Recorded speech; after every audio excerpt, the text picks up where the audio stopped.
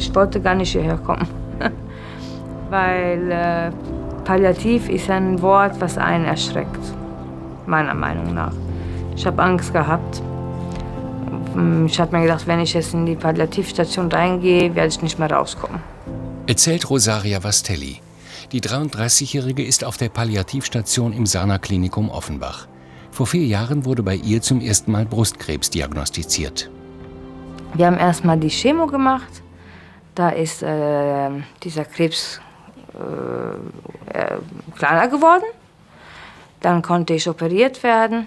Die OP ist ja gut verlaufen, wurde entfernt und die Brust wurde auch erhalten. Also es war eigentlich alles super. Erst einmal geht das Geschwür tatsächlich zurück. Im Laufe der Jahre folgen weitere Untersuchungen. Und nach 3 Monaten hatten wir eine Kontrolle und da war wieder eine Metastase. Ja, im anderen Gehirnteil. Also das erste Mal war es hinten im kleinen Hirn und das zweite Mal im Großhirn vorne.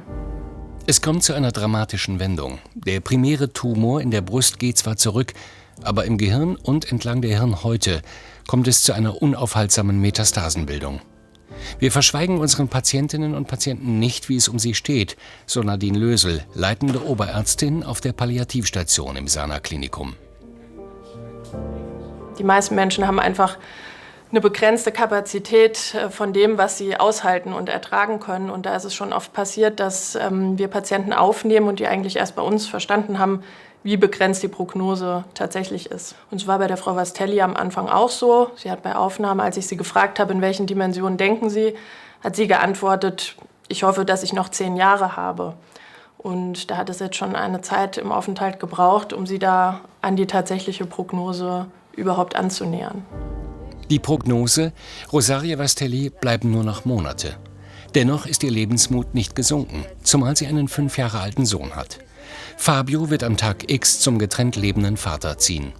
Doch jetzt schon zu resignieren, kommt nicht in Frage. Wir wollen Spaß haben, auch wenn es ernst ist, so die alleinerziehende Mutter.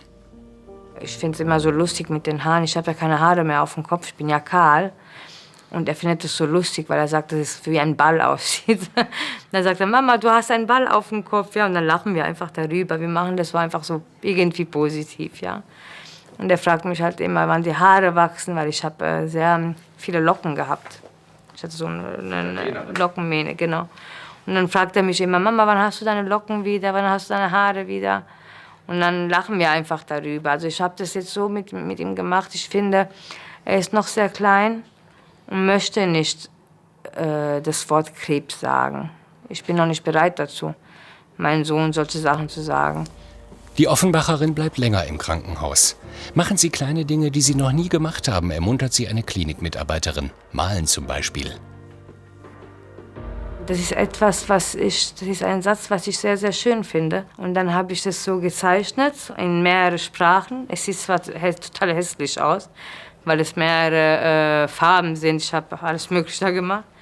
Aber die Bedeutung finde ich toll. Das Leben ist schön. Oft an ihrer Seite Freund Amedeo Bosa. Er und Rosaria kennen sich seit dem Sandkasten. Es war zu schwer, das auch zu akzeptieren, dass sie krank geworden ist.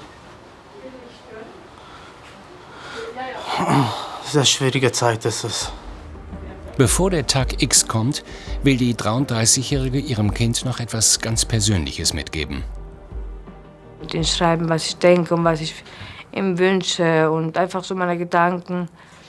Das habe ich mir gedacht, ja. Und dann kann er sie lesen, wenn er ein bisschen älter ist. Wenn er lesen kann. Rosaria darf nach Hause, solange es eben geht. Ich will leben, nicht liegen. So das Motto der lebenslustigen Mutter. Was wird sie zu Hause als erstes machen? Ich werde ihn umarmen und küssen. Ja, das ist das Erste, was ich machen werde.